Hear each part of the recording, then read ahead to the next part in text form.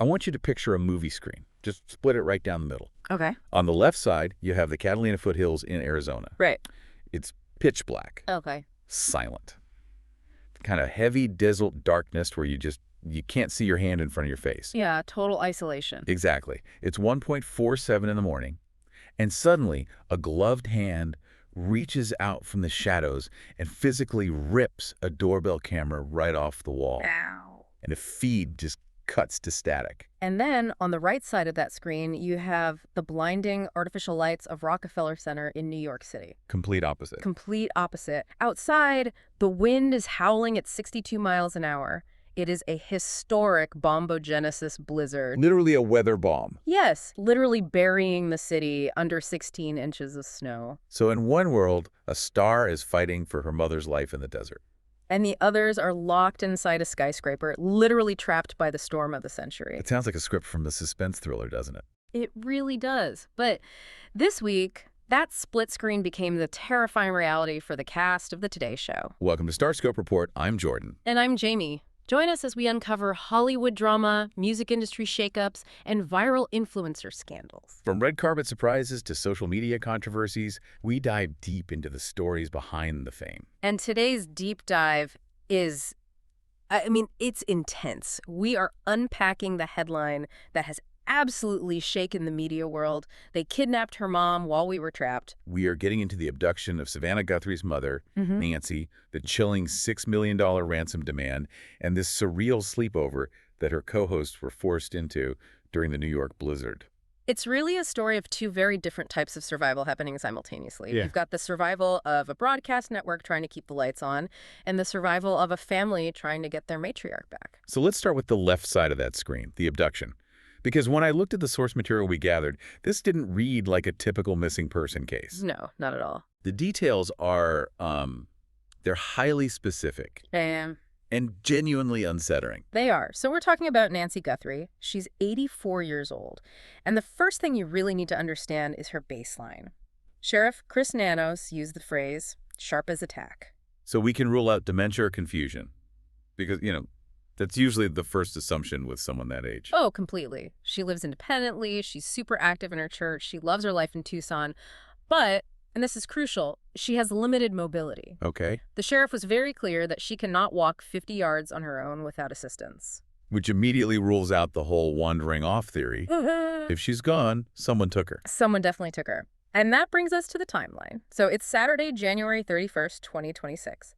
Nancy is having a completely normal evening. She goes to dinner at her daughter Annie's house. That's Savannah's sister, right? Right. Her son-in-law, Tommaso Cioni, drops her off at home at 9:50 p.m. The garage door closes. And that is the last time anyone in her family sees her. Exactly. And here is where the routine becomes critical evidence. Nancy never misses her church live stream on Sunday mornings. Oh, we'll see. So when she doesn't log on, the alarm bells ring immediately. The family goes to check the house at noon. Her wallet is there. Yeah. Her phone is there. Her car is sitting right in the driveway. It's like the Mary Celeste. Everything is perfectly in place, but the person just evaporated. Except, in 2026, people don't just evaporate. There are digital footprints everywhere.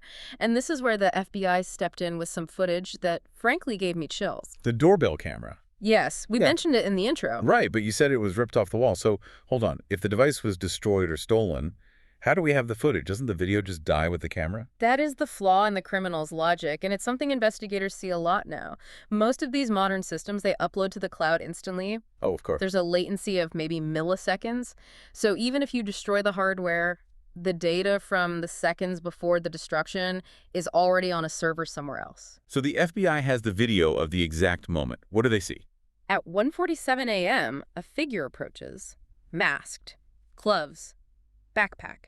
They don't ring the bell, they disconnect it. They physically rip the device from the wall. See, that shows intent. That shows planning. This wasn't some random burglary gone wrong. This was someone who knew exactly what they were doing. Well, yes and no. And this is a really bizarre detail that we have to chew on because it came directly from FBI Director Kash Patel. Okay. When they analyzed the footage, they noticed the suspect was armed. But it wasn't just that he was armed, it was how he was carrying the weapon. What do you mean? Director Patel specifically noted the gun was placed, quote, improperly in a holster located over his crotch. Wait, over his crotch? Yeah. That is, I mean, that's terrifying, but also just incredibly bizarre. That doesn't sound tactical at all. It's incredibly dangerous for the shooter, for one, but psychologically it paints a really confusing picture. Because ripping the camera off suggests a professional hit. Right, but the holster placement? That suggests someone erratic, someone maybe inexperienced with tactical gear or just trying to look tough without the actual training to back it up. That almost makes it scarier, doesn't it? An unpredictable kidnapper is worse than a professional one because you just can't predict their next move. It adds a massive layer of volatility, absolutely.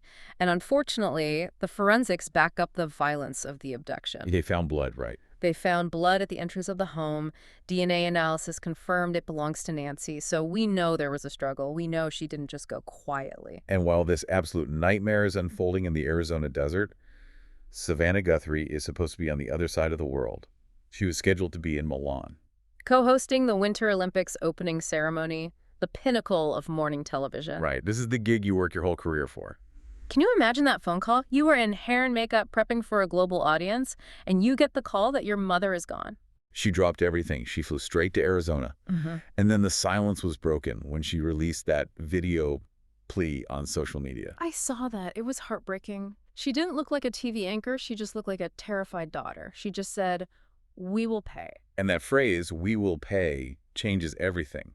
It moves this from a disappearance to a transaction. It signals to the abductors, we are listening and we have resources. But while Savannah is living through this personal hell in the desert, her work family back in New York is about to face a crisis that physically locks them down. Literally traps them. Coming up, we'll tell you why a 71-year-old weatherman had to prove he wasn't an old man in the middle of a blizzard, and the shocking ransom demand that came with a deadline that has already passed. You definitely want to stick around for that. So let's cut to scene B. We are leaving the heat of Arizona and going to February 22nd, 2026, New York City. The storm of the century. Exactly.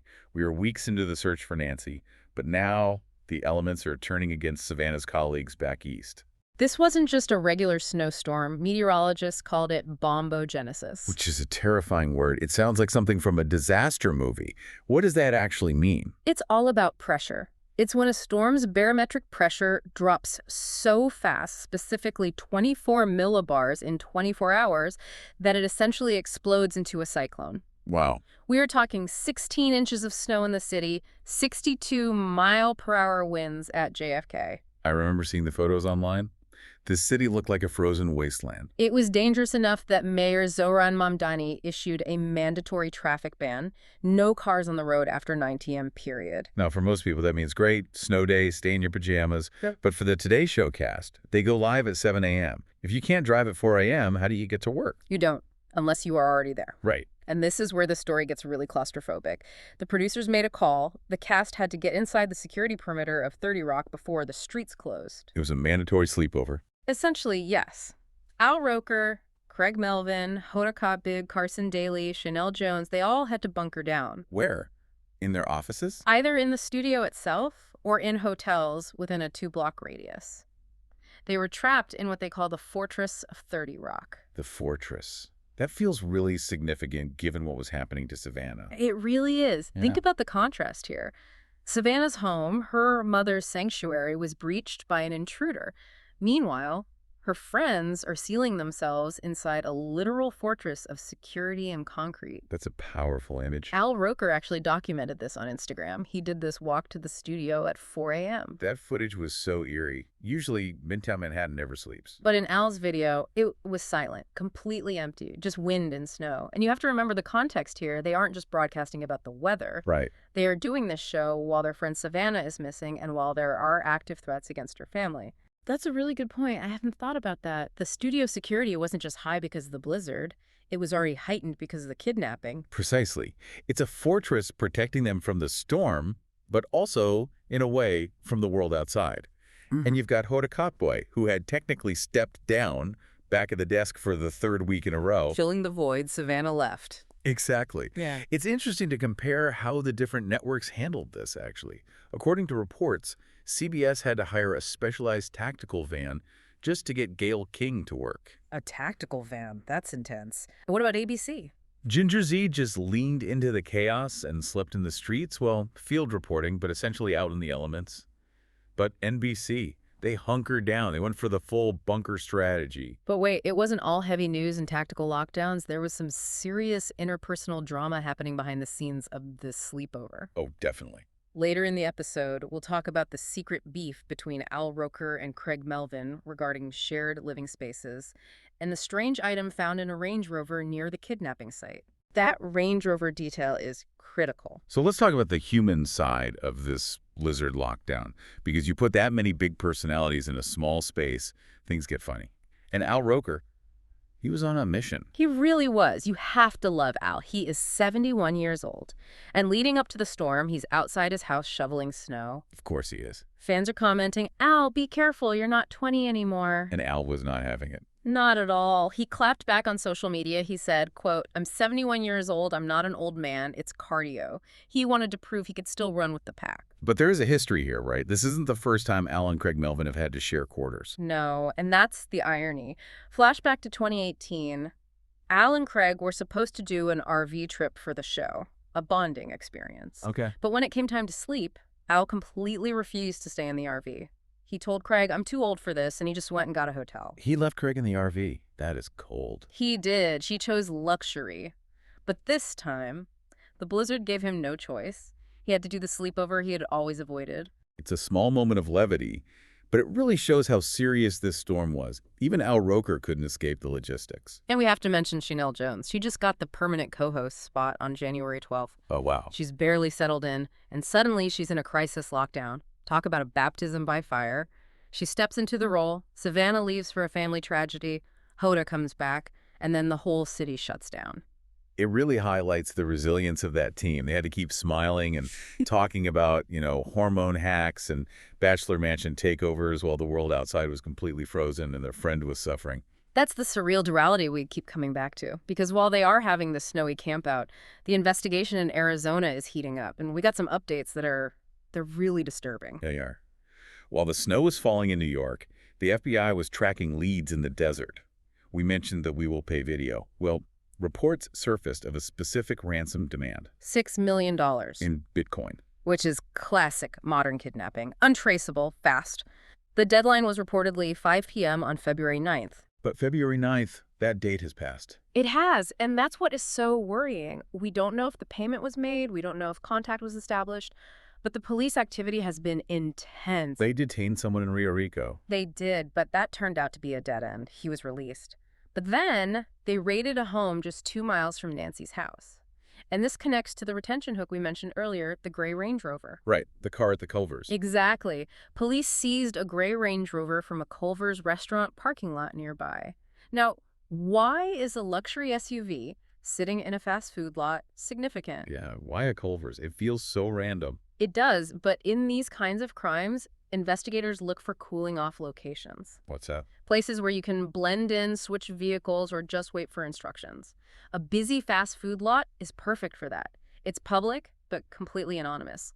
If Nancy was transported, forensics inside that car fibers, DNA, GPS data could be the smoking gun. And as of right now, as we're recording this, Nancy has been missing for 23 days. 23 days. No proof of life released to the public. Just silence. It's incredibly heavy. And look, if you want to stay updated on the Nancy Guthrie case as we learn more, because the story is moving fast, hit that subscribe button. We track the stories that the mainstream news might gloss over. We really dig into the why and the how, not just the what. So make sure you're subscribed. So bringing it all back together, what is the big takeaway here? I think it exposes the fragility of the systems we rely on. We think of these media stars as untouchable, living in these high-rise fortresses, but a blizzard can trap them, and a masked man in the desert can shatter their world in seconds. It's that contrast again. The show must go on energy of the blizzard broadcast versus the stop the world tragedy of the kidnapping. They're trying to give us normal morning TV while their own reality is anything but normal. It's resilience, absolutely, but it's also a reminder that no amount of fame or security can fully protect you from the randomness of life or the weather. Before we go, I want to leave you with something to think about. We know the FBI has recovered data from the disconnected pacemaker app on Nancy's phone. Which is an incredible detail. Her own heart monitor might be the witness. Exactly. But here's the question. In a world of total surveillance doorbell cameras that upload to the cloud, pacemaker apps that track your heartbeat, traffic cams, satellites, how does an 84-year-old woman with limited mobility vanish without a digital trace? That is the million-dollar question. And was the blizzard sleepover just about snow? Or was 30 Rock locking down for something much darker that we just haven't been told yet? It really makes you wonder what's going on behind the scenes. You've been listening to StarScope Report, where Jordan and Jamie uncover the stories shaping Hollywood, music, and pop culture. Thanks for tuning in, and don't forget to subscribe for more stories that keep the stars shining.